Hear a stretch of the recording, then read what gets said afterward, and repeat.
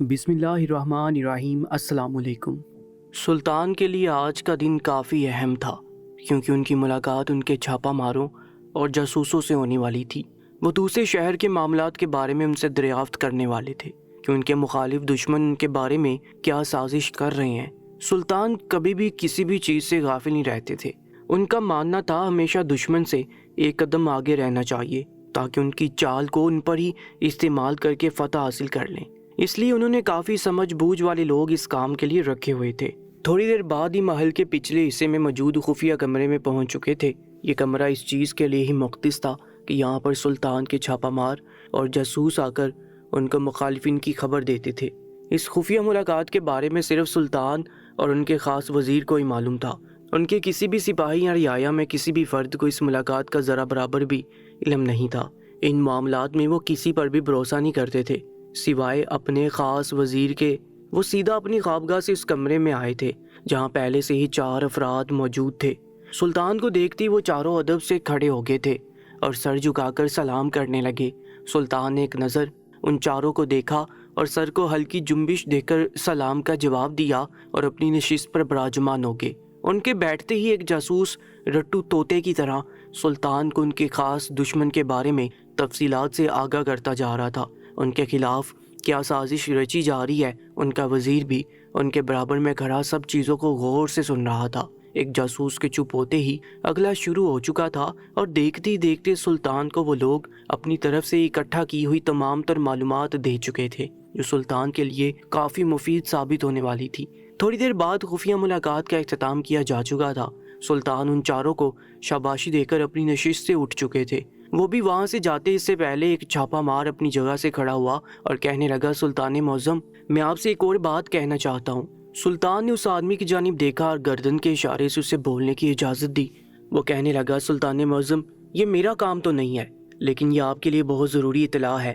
ابھی ہم جب یہاں آ رہے تھے تب میں ایک کچی آبادی کی طرف سے ہی آ رہا تھا۔ وہاں میرا ٹکراؤ ایک عجیب سے بندے سے ہوا تھا۔ اس کا حلیہ کافی خراب تھا۔ پہلے تو میں یہ سمجھا شاید وہ کہ فقیر ہے، میں اس کو کچھ دینا چاہتا تھا، لیکن اچانک ہی اس نے مجھے دھکے دے دیے اور گالیاں دینے لگا۔ مجھے بہت غصہ آیا، میں اسے مارتا لیکن اس سے پہلے ہی وہ مجھے بکتا ہوا وہاں سے چلا گیا تھا۔ میں وہاں سے جانا چاہتا تھا لیکن اچانک ہی اس کے گھر سے عورتوں کے رونے کی آوازیں آنے لگیں۔ سلطان اور وزیر کافی غور سے اس جاسوس کی بات کو سن رہے تھے۔ وہ مزید کہنے لگا، جب مجھے ان عورتوں کے رونے کی آواز آئی تو میرے قدم ایک دم سے زنجیر ہو گئے اور میں بے ساختہ اس گھر کی طرف مڑ گیا۔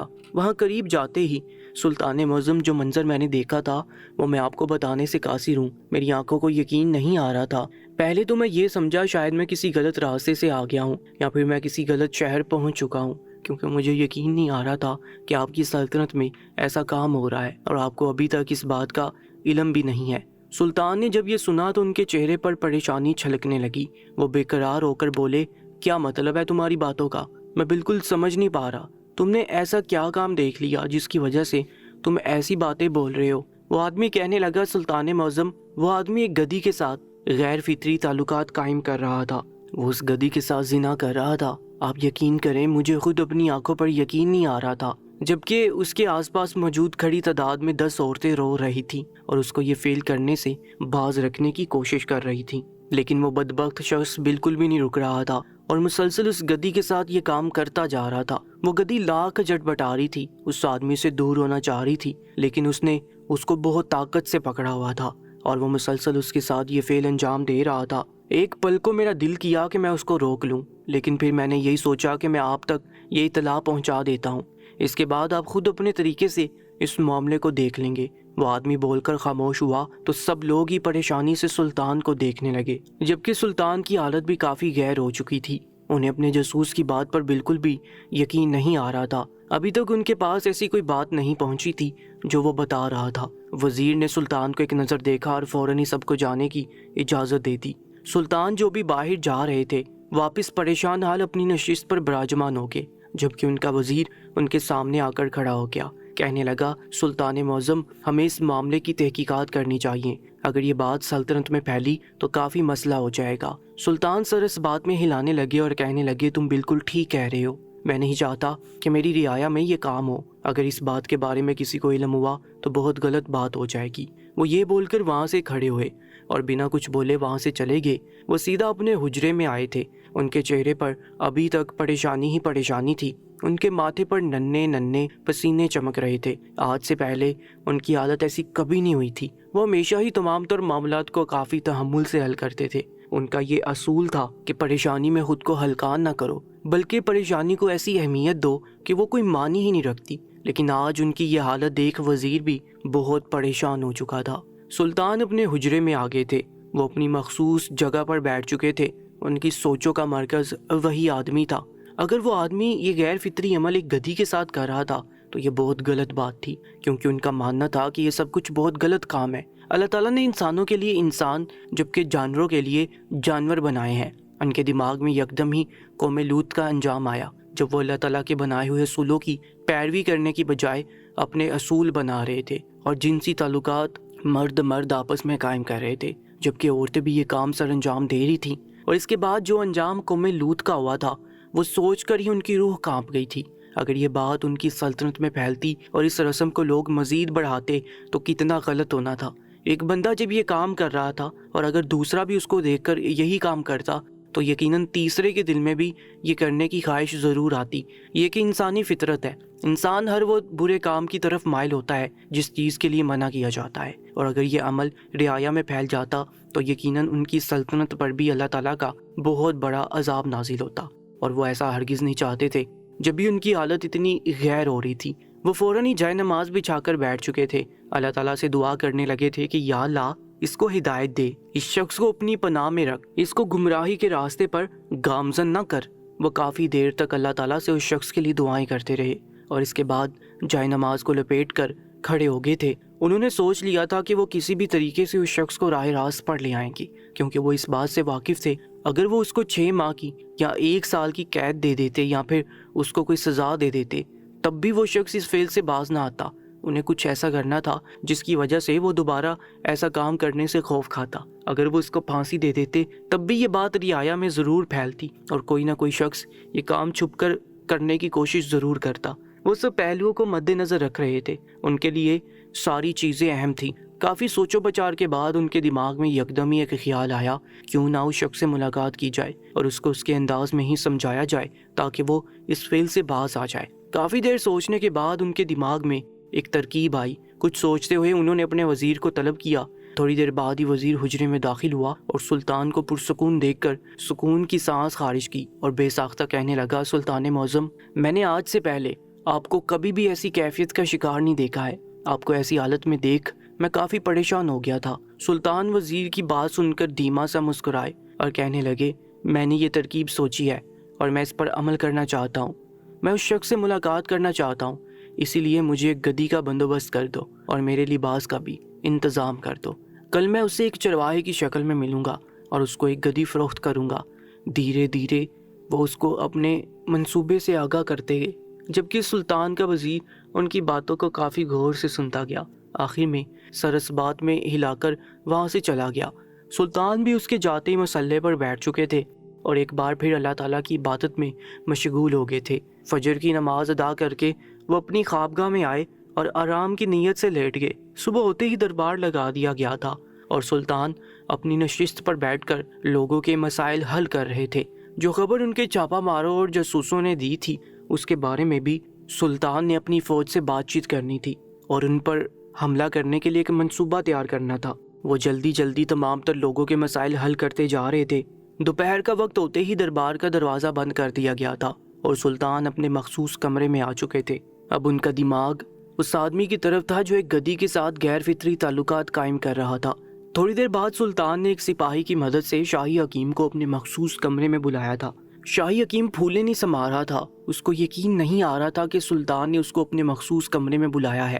وہ کمرے میں داخل ہوا تو سلطان کو دیکھ اپنی خوشی کا اظہار کرنے لگا۔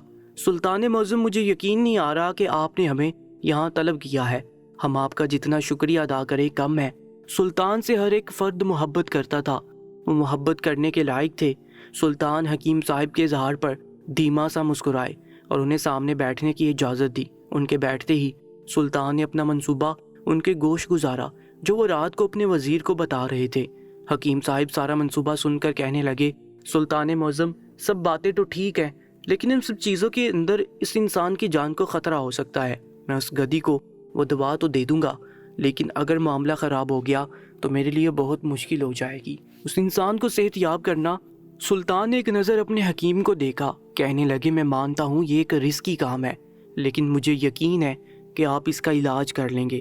آپ بہت قابل ہیں، آپ کی قابلیت پر مجھے بالکل شک نہیں ہے، اور نہ ہی آپ اپنی قابلیت پر شک کریں۔ خود پر اعتماد رکھیں، ہمیں کسی بھی طور پر اس آدمی کو راہ راست پر لانا ہوگا، نہیں تو ہماری قوم گمراہی کی طرف راغب ہو جائے گی۔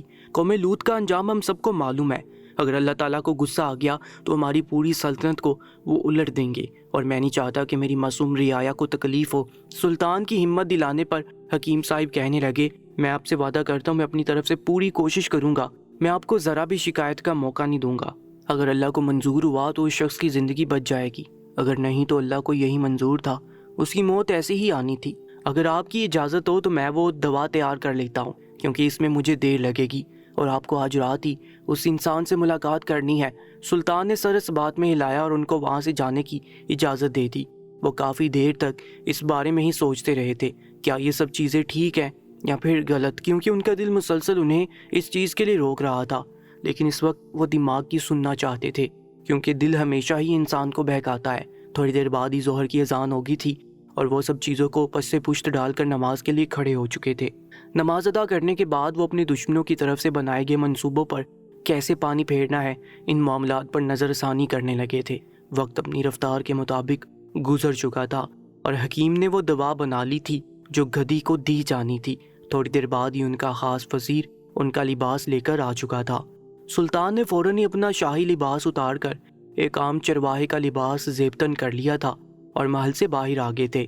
محل کے پچھلے حصے میں ہی وزیر کے ہمراہ حکیم صاحب ایک گدھی کے ساتھ کھڑے ہوئے تھے۔ سلطان کو وہ چند ایک ہدایت دے کر وہاں سے لوٹ گئے تھے، جبکہ سلطان اس گدھی کے گلے میں رسی ڈال کر اس کو وہاں سے لے جا چکے تھے۔ وہ سیدھا ان گلیوں میں آئے تھے جہاں پر اس آدمی کے ملنے کے امکانات تھے۔ ان کے پیچھے ہی ان کا وزیر بھی موجود تھا۔ سلطان کو اس بات کا علم تھا، کیونکہ وہ جانتے تھے ان کا وزیر انہیں کبھی بھی اکیلے نہیں چھوڑتا تھا۔ وہ جس بھی مشن پر جاتے تھے وہ ہمیشہ ہی ان کے پیچھے پیچھے آ جاتا تھا۔ یہ اس کا فرض بھی تھا، اور وہ سلطان سے محبت بھی بہت کرتا تھا۔ وہ کبھی بھی نہیں چاہتا تھا کہ سلطان کسی خطرے میں پڑیں۔ سلطان خاموشی سے چلتے ہوئے کچی آبادی کے اس کونے میں آ گئے تھے جہاں اس آدمی کا گھر موجود تھا۔ اچانک ہی اس آدمی کی نظر سلطان پر پڑی تو وہ فوراً ہی ان کے قریب آ گیا اور کہنے لگا، کہاں جانا ہے صاحب؟ سب خیر ہے؟ سلطان نے اس کا حلیہ بغور دیکھا۔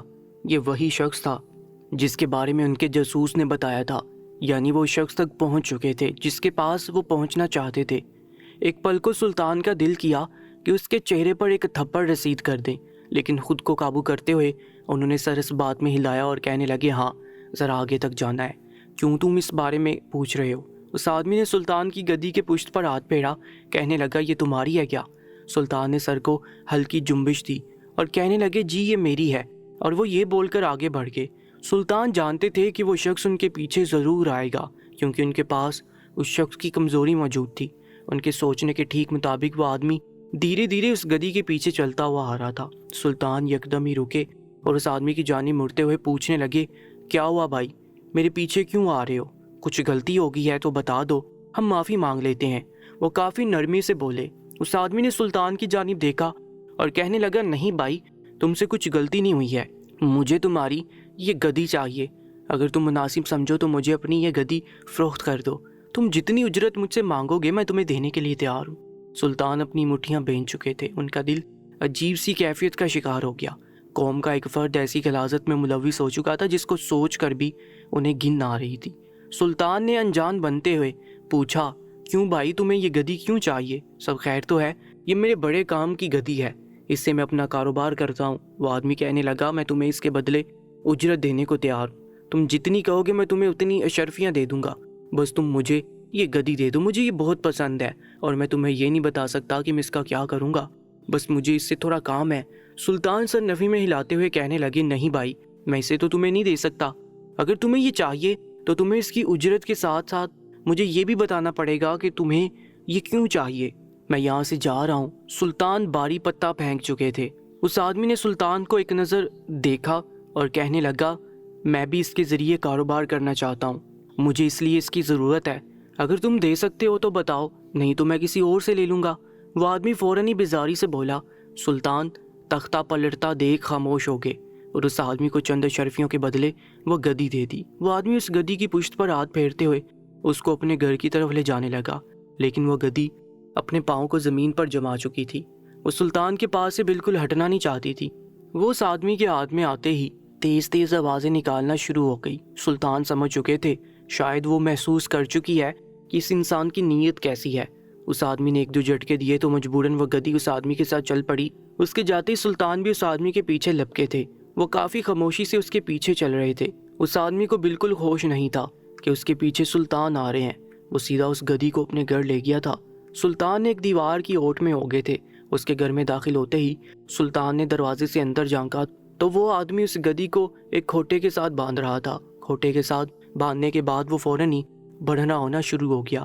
سلطان نے زب سے مٹھیاں بینچی تھیں، یعنی وہ شخص اپنا فعل انجام دینا شروع کر چکا تھا، لیکن اس شخص نے اس کو اپنے ہاتھوں کے ذریعے قابو کیا ہوا تھا۔ گدی کی آواز نکالتے اندر موجود خواتین باہر آ چکی تھی، جبکہ اس کو ایک بار پھر یہ غلیظ حرکت کرتے دیکھ وہ عورتیں تیز آواز میں رونا شروع ہو گئیں اور اس کو اللہ کا خوف دلانے لگی کہ اس کام سے باز آ جا، اگر اللہ کا عذاب تم پر نازل ہو گیا تو کہیں کے نہیں رہو گے، خدارا رک جاؤ۔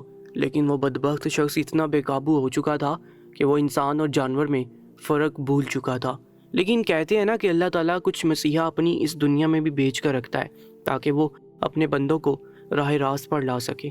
اچانک ہی اس آدمی کی ٹانگیں کانپنا شروع ہو گئی تھیں اور دیکھتے دیکھتے اس کا جسم اکڑنے لگا تھا۔ اس کی آنکھیں اوپر کو چڑھ گئی تھیں جبکہ وہ پیچھے گر گیا تھا۔ وہ عورتیں فوراً اس آدمی کی طرف لپکیں، لیکن اس کے منہ سے جھاگ نکلنا شروع ہو گئی۔ سلطان نے جب یہ منظر دیکھا تو وہ فوراً ہی گھر میں داخل ہو گئے۔ ایک غیر مرد کو گھر میں آتا دیکھ تمام تر عورتوں نے اپنے پلو سے سر ڈھانپ لیا تھا۔ سلطان اس آدمی کے قریب آ کر دو زانے بیٹھے تھے۔ اس گدی کے جسم میں پیوست کی گئی جڑی بوٹی کا تریاق حکیم صاحب نے سلطان کو دے دیا تھا۔ انہوں نے قریب آتے ہی وہ تریاق اس آدمی کے منہ میں ڈالا تو اچانک ہی وہ خون کی الٹیاں کرنے لگا۔ سلطان 2 قدم پیچھے ہو چکے تھے جبکہ وہ عورتیں اپنے منہ پر ہاتھ رکھ کر رونا شروع ہو چکی تھیں۔ سلطان ان عورتوں کو روتا دیکھ کوفت کا شکار ہو رہے تھے، لیکن وہ کچھ بھی کہنے سے قاصر تھے۔ اچانک ہی وہ آدمی سیدھا لیٹ گیا تھا اور دھیرے دھیرے اس کی آنکھیں کھلنا شروع ہوئی تھیں۔ اس نے سب لوگوں کو ایک تائرانہ نگاہ سے دیکھا اور نڈال ہو کر زمین پر لیٹ گیا۔ سلطان اس آدمی کے قریب زمین پر گھٹنوں کے بل بیٹھے اور اس آدمی کی جانب دیکھتے ہوئے کہنے لگے، کیوں میاں، طبیعت اب کیسی ہے؟ ٹھیک ہے نا؟ اس آدمی نے ایک بار پھر اس چرواہے یعنی سلطان کی آواز سنی تو ایک جھٹکے سے آنکھیں کھول کر دیکھا اور نقاہت زدہ آواز میں کہنے لگا، تمہاری گدی خراب ہے، اس کو کوئی بیماری ہے جس کی وجہ سے میری طبیعت بھی خراب ہو گئی۔ میں اس گدی کو نہیں لینا چاہتا، تم میری اشرفیاں واپس کر دو اور اس گدی کو یہاں سے لے جاؤ، یہ میری کسی کام کی نہیں ہے۔ سلطان اس آدمی کی بات سن کر دھیما سا مسکرائے، یعنی ابھی تک اس کو سمجھ نہیں آیا تھا۔ سلطان نے اس آدمی کی جانب دیکھا اور کہنے لگے، تم یہ سب کچھ گدی کے ساتھ کیوں کرتے ہو؟ تم شادی کیوں نہیں کر لیتے؟ اگر تمہیں کسی کے ساتھ جسمانی تعلق قائم کرنا ہے تو تم عورت کا انتخاب کیوں نہیں کرتے؟ اس آدمی نے ایک نظر سلطان کو دیکھا اور سہارا لے کر دیوار کے ساتھ بیٹھ گیا۔ کہنے لگا، یہ جو 10 عورتیں تمہارے سامنے کھڑی ہوئی ہیں یہ کوئی جن بوت تھوڑی ہیں، یہ سب میری بیویاں ہیں۔ میں 10 شادیاں کر چکا ہوں، لیکن مجھے عورت ذات میں کوئی دلچسپی نہیں رہی، مجھے عورت کے ساتھ مزہ نہیں آتا۔ ایک روز میں نے جب اس گدی کے ساتھ یہ سب کچھ کیا تو مجھے کافی لطف آیا اور میری یہ عادت پڑ گئی۔